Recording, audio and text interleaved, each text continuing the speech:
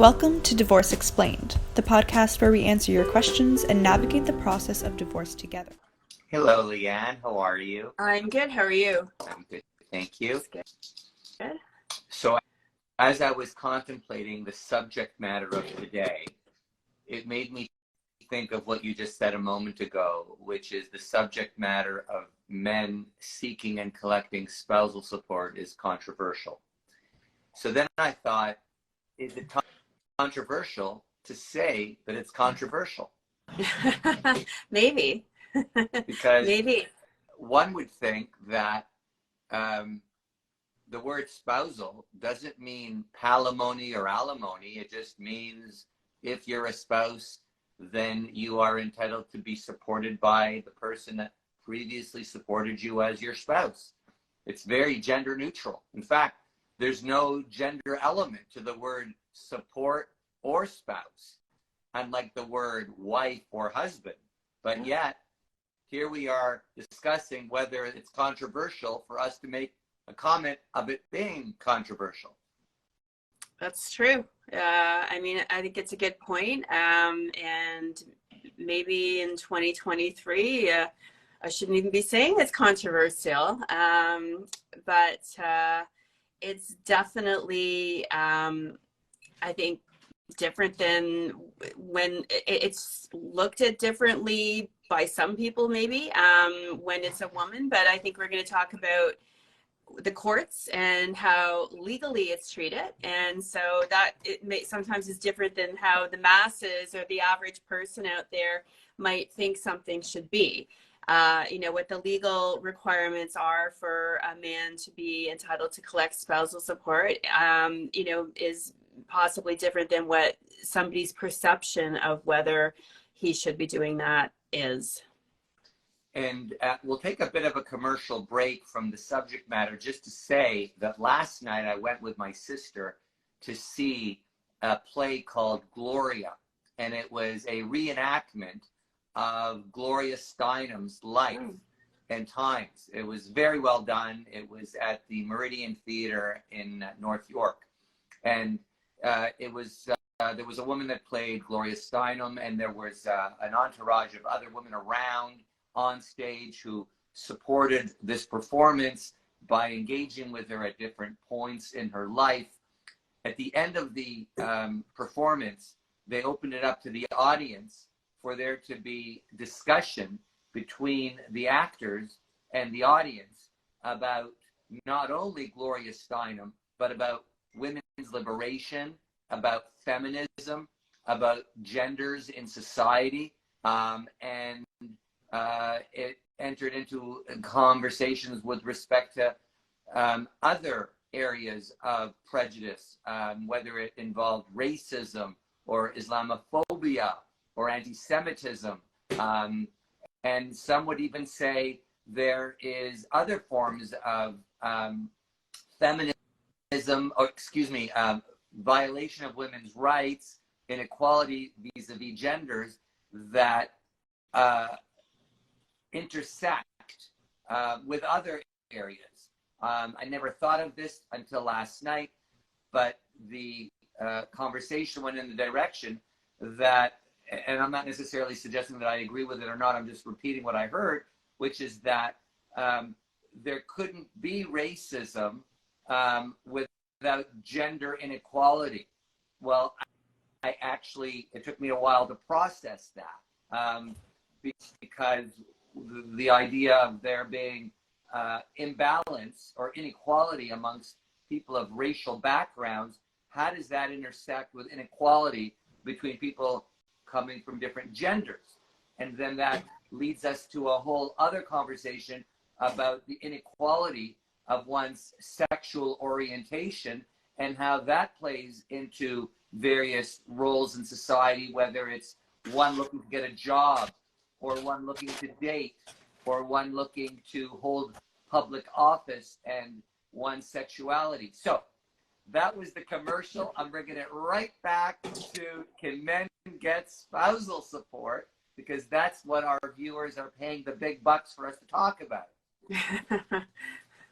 So let's start with some basic stuff like what is a spouse and what is spousal support? Let's go first to you, Leanne. Let's talk about what is the definition in Ontario and or in Canada of what is a spouse?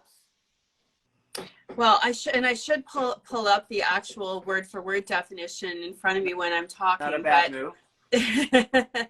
And I haven't, so I'm talking off the top of my head while I do pull it up. But essentially, you don't have to be married to be defined as a spouse. And spousal support is something that a couple who can, you can be entitled to spousal support if you've lived with somebody, common law, for 3 years or more.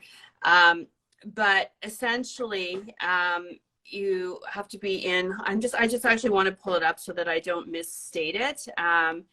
But it's something that in Ontario or, well, Canada-wide, you're entitled to by virtue of being in a relationship with another party. And it doesn't have to be the same it doesn't have to be like a heterosexual relationship, like a male female. You can be entitled to spousal support in a relationship of 2 men or 2 women, but essentially you have to be in a relationship, and it needs to be at least 3 years. And then you have and then there's other requirements that come into play about whether you have an entitlement. This is sort of just to sort of initially meet the threshold for qualifying, and whether you have an entitlement is going to be based on other factors, which we can get into. So for everything you said is correct, and good on you, Keener, for looking it up in the legislation. I don't have the same access right now tech-wise, so I'm just going to go off of memory. And so for those that are following, child support is an obligation that a parent, biological or psychological parent to a child has in order to provide them with financial assistance to be able to meet their daily obligations of food, clothing, and shelter. That's between parent and child. Sometimes you can be a parent who is not the biological parent of the child and have an obligation to support the child if you live with a child, for example, a step parent, and therefore has an obligation to support the child. Now, I'm drawing on that to build on the spousal support, because a lot of people, strangely enough, till today, don't know what it means to be a spouse. So in Ontario, we have 2 forms of legislation that deal directly with spousal obligations. One is the Federal Divorce Act that only pertains to married people, which, by the way, includes same-sex people, but legally married. Whether they're legally married in Canada or elsewhere, they must be married to fall within the umbrella of the Divorce Act, which defines spouses as 2 people that are married. The Family Law Act, far more generous and liberal in its interpretation. We've got 2 different definitions of spouse in the FLA. We've got the base definition, which basically says 2 people that are married to each other, although it uses some fancy language that are void or voidable. Bottom line, 2 people that are married, same as the Divorce Act. However, there is the expanded definition. But before we get to the expanded definition, why are we expanding the definition? Answer: because the Family Law Act deals with property division as well as support. In the property division section, the legislation limits it to people that are married, meaning that if you're not married, you do not have a statutory right to property division for the period in time that you 2 are together. There's equitable laws that deal with cases where people are not married and want property rights, but we're not going to deal with that today. So the basic definition in the FLA and Family Law Act for spouses are people that are married. That pertains to property. What about the expanded definition? So Part 3 of the Family Law Act says, well, if you are not married, but you either have lived together continuously as a spousal relationship for a period of 3 years or more, then you are a spouse. Or if the two of you have a child in common and you've been in a relationship of some permanence, whatever that means, then you're also a spouse. So the bottom line is, if you're not married but you've lived with someone for 3 years, you're a spouse. And if you're not married and you have not lived with someone for 3 years but you have a child in common and you've lived in a relationship of some permanence, then you're a spouse. And if you meet the test of a spouse, whether married, live together, have a child in common, then you now have standing to ask for spousal support, irrespective of whether you're a man or a woman, and irrespective of whether you're in a same-sex or opposite-sex relationship. So now that you've got standing, and by the way, if you don't have standing, you cannot even ask. I've had cases in the last 30 years where someone says, we've been living together for 2 years and 11 months. What do I need to know, Mr. Benmor? And I tell them what I just told you. So be aware of the 3-year, be aware of the child, be aware of marriage. You don't have to be married for 3 years to be a spouse. You could be married for 1 hour and have a spousal support obligation. Okay. So now that we know who is a spouse, can a man be a spouse? I think the answer is pretty obvious. Yes. And so under what circumstance would a woman have to pay spousal support to a man? The way I asked the question was controversial, but it actually wasn't. So what would that situation be, Leanne? Oh, I was just going to say, my answer to that would be this: a woman would have to pay spousal support to a man under the same situation, under the same circumstances as a man could have to pay spousal support to a woman. Ding, ding, because ding. Correct answer. Exactly. And it's politically correct too. That's right. Because it's gender neutral. We're looking at the legal factors that we're going to look at are going to be the parties' means to pay, the assets that they have, their means in the future going forward between the payor and the possible dependent, the capacity of the dependent person to contribute to their own support or lifestyle. And the capacity of the other party to pay. And so it doesn't matter whether you're male, female, same sex, different sex. Those are the factors under both, the provincial legislation, the Family Law Act, and under the Divorce Act that we look at. And unlike child support, which is, fairly black and white, I find, there might be little issues that come up in child support, but I find with my client base, we don't spend a whole lot of time arguing about child support generally. The child support guidelines make it pretty clear what people should be paying. Spousal support is much more controversial. It's much more gray. And a lot of people spend a lot of time and legal fees arguing about whether they should have to pay it. For the benefit of our viewers, there is a URL that you might want to jot down. It's called mysupportcalculator.ca. It is an online calculator that was created by a company that sells licensed software to we lawyers.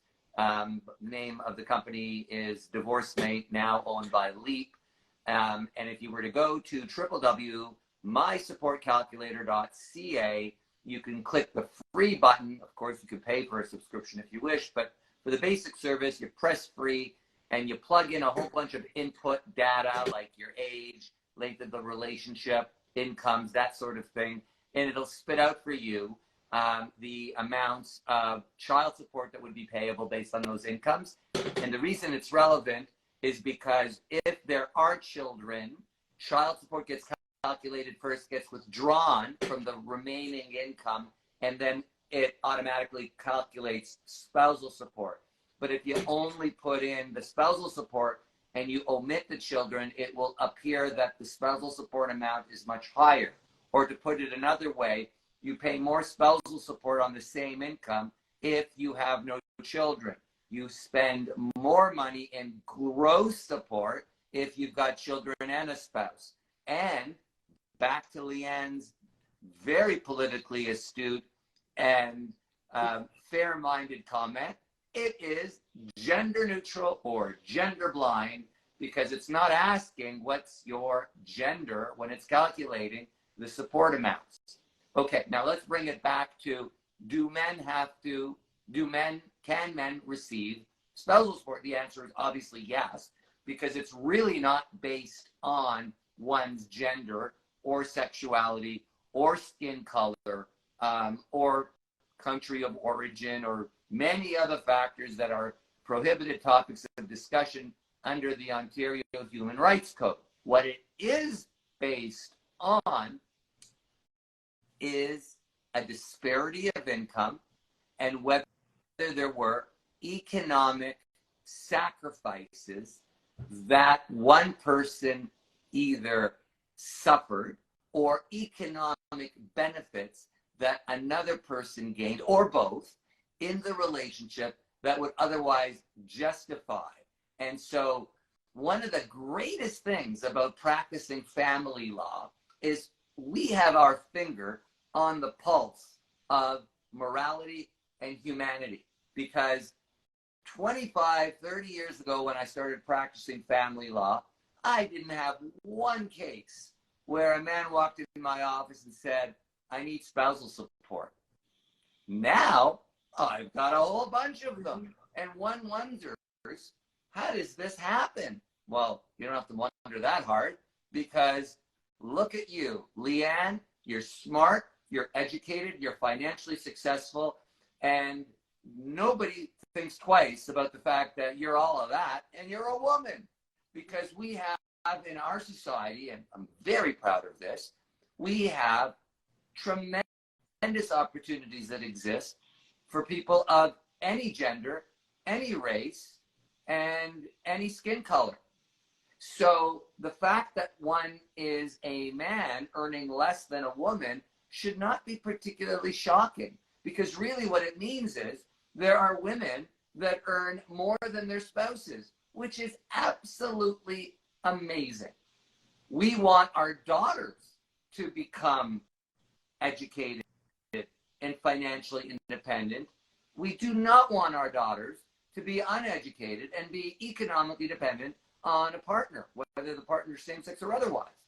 And so we live in a society where there are plenty of women who are in relationships, applause on that, plenty of women who are in relationships who have a good job, applause on that, and we have plenty of relationships where women have a job and they are in a relationship and they earn more than their opposite sex partner, spouse. And as a result of that, we have many men who rely heavily on their wife's income. And overlay on that, half of these relationships end. So when you have half of those relationships ending, is it really that shocking that men turn to their higher income earning wives and ask for spousal support? Not shocking. However, we still live mentally and emotionally and psychologically in years past, because you still walk down the streets of Toronto, and if you were to ask 10 people, do men get spousal support? I am taking a guess that some people would say, no, that doesn't happen, because we live with some traditions that still influence us, and, may I suggest, influence mediators and judges too. So when you have a case, and I've had them, and I go in front of a judge, and I argue why my male client should get spousal support, I actually have to argue a little bit harder. And I don't have to argue as hard when I represent a woman who needs spousal support.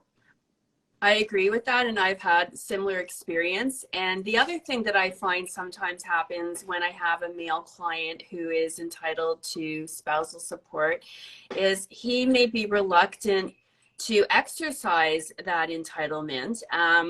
Sometimes I've had clients say that they feel that there's a stigma about a man accepting spousal support, and he feels that people are going to make fun of him, or family's going to, look down on him, or that there'll be some, social repercussion that way, and stigma about accepting it. And so I always remind him that, there's a reason why he's entitled to it, and he is entitled to it. And if the tables were turned and he was a woman, he'd probably have no issue with collecting it. And, that if he's entitled to it, he should be considering, exercising that entitlement.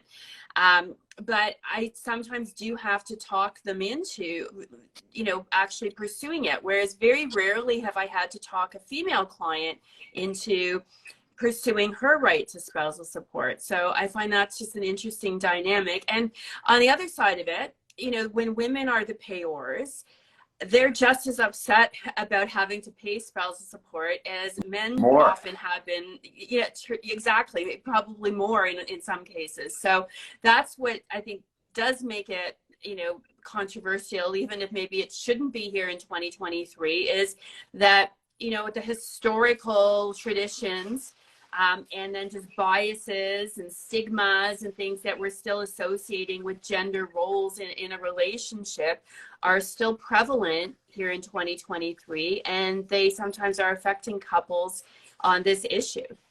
Isn't it so remarkable from a sociological standpoint that we with law degrees have to turn to somebody and say, you're a man, you're a good person, you've married a very nice woman, she earns a good income, you earn less than her, and it is not unmasculine to ask her to pay you spousal support. Think about that sociological equation that requires a lawyer to educate a person who is otherwise educated and lives in the world that we all live in, that this is not inappropriate. And by the way, it's no less appropriate than that same person living in the home where more of the bills are paid for by his wife than it is for him to be asking for spousal support if they break up. Effectively, it's the exact same thing. But one is called spousal support, and the other one, prior to separation and divorce, is simply called she earns more than me and contributes more to the household expenses. But it's exactly the same dollar and cents analysis. It's just got a different label after they split up. One thing I wanted to say to our viewers is that in all spousal support cases, whatever the gender is, we've got three issues: entitlement, duration, and quantum. And so entitlement is what Leanne and I spoke about a few minutes ago, which is, was there an economic benefit by one and an economic detriment by the other? And instead of sounding like a lawyer, let's just talk practical terms. Did the husband follow the wife every time she got placed in another city, and therefore he had to give up whatever he was doing in the first, second, and third city because his wife held a very good job with possibly a public company, possibly with a government, maybe an international organization, and it was a good job, and she got paid a good income, and his income was lesser, or his career was not as sort of weighty or important, so he followed her along, and therefore his career path was compromised as a result of him supporting her career path. So that's one analysis or one arrangement. Another one is, they both graduated from medical school, but she went and did a fellowship in neurology, and her career took off, and he's a doctor, he does work as a doctor. He doesn't make anywhere nearly as much as she earns. And more importantly, the decision was, given his hours and her hours, that he spent more time driving the kids to school and picking them up every day. And she was down at Sick Kids, discovering the cure to COVID-19 while he was, more involved at home.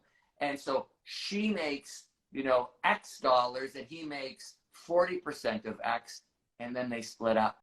So these are not like shocking cases. It's not a situation where, you know, he's a malingering deadbeat dad at home and she's, you know, I had a case last year, and you know, it's many of these cases, they're very real. They're not like, they don't like make you go, oh my God, I never thought of that. No, very real.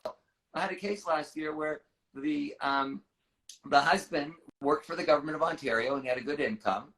And they were married for 30 years. And in the first few years, she stayed at home. But then, you know, the kids started going to school and she started a business.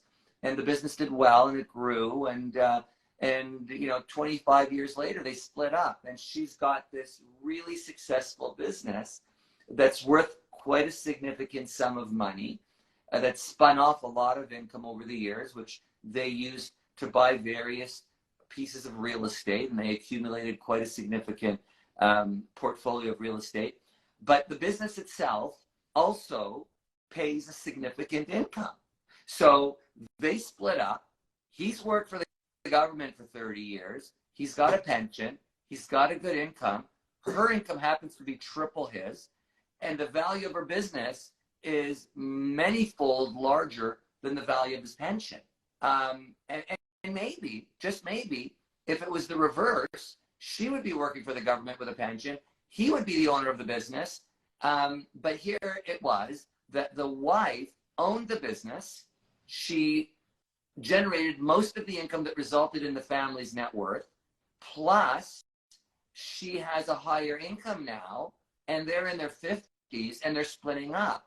And so she looks at me and says, you got to be serious. You call yourself a family law specialist? I said, well, why are you saying that? You're telling me that I, the wife, have to split all of the net worth with him, and I have to pay him spousal support? And you call yourself a lawyer? And I think to myself, I think she has a point. Yeah. But, you know, these things happen. She was a smart cookie who built a business over 25 years.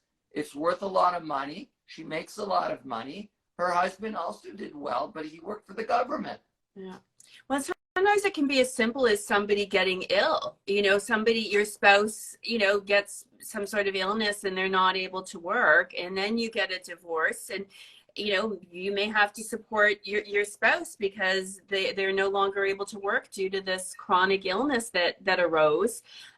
You know, and that's not something anybody can predict, and it's not something that's anybody's fault, but it can be a very real issue in some of these spousal support cases. And I'll tell you this much. We live in a world right now where I dare you to compare physical illness with mental illness. I dare you. It is very controversial. And for someone to say, well, you know, she or he is just exaggerating the impact of their anxiety or depression, mm-hmm. or PTSD from when they had an event 20 years ago. They can work if they really wanted to, although they didn't work when we were married because of, you know, depression, anxiety, or whatever else. They can work right now. They're just faking it, right? And so do we respect that mental illness, just like you said, Leanne, is preventing the person from working full time because there's no evidence of it being physical in nature? And this happens in divorce, and there are many, many cases where a man says, you know, I suffer from depression, or I have certain mental health challenges that make it difficult for me to work, and therefore I can't. And she earns and has earned while we were together, and she has to pay me spousal support. Well, she's thinking, that's not fair. You know, I did carry him for the last 5 or 10 or 20 years, but why can't he go out and work right now? And we're dealing with what you just said, Leanne. It's a medical problem, and it may be physical or it may not be. And then what? Yeah, now I've had that particular issue come up a number of times in, clients' marriages ending because she's fed up that he's not working, but he's saying, I'm sorry, I have a real mental health issue here and I can't work. And, we've shed a lot of light, here in 2023 on mental health and how it can be, as debilitating, if not more, than some physical health conditions. And so it's a very real thing. And, a lot of people are affected by it, and it does affect a lot of people's ability to work. So it plays a big role in some of these spousal support cases. Right. And for those that are following, the rules that apply to a man paying spousal support are the equal rules that apply to a woman. And just to bring it to a close, women retire too. And when they retire, they're entitled to have their spousal support obligations reviewed and revisited, potentially terminated. Women are also fired by jobs or laid off, in which case the spousal support obligations end. And they're just like women are expected, when they split up, to become self-sufficient. So too men, when they split up, and if there is a spousal support obligation by wife to husband, the husband doesn't just get to sit on his hands for the rest of his life. He needs to do whatever he can do in order to maximize his income, whether that means going back to school and retraining and earning an income. And so the same rules that apply to women recipients of spousal support apply to men recipients of spousal support as well. Just to wrap up, if I or Leanne offended anybody with our comments today, as usual, we did not mean to say anything politically incorrect. We were just having an honest conversation based on what we've experienced in our legal careers dealing with the subject of spousal support. Yes, thank you, Steve. Well said. And thank you, everyone, for joining us. We'll see you here again next week. Bye, everybody. Bye. Thanks for tuning in to today's episode of Divorce Explained. If you enjoyed it, don't forget to head on over to Instagram and follow at Steve Benmor and at Leanne Townsend Life for more. And if you're looking for specific divorce services, you can visit benmor.com and leannetownsend.ca. We hope today's episode made you feel informed and inspired as you move along through your divorce journey. Tune in next week for Divorce Explained.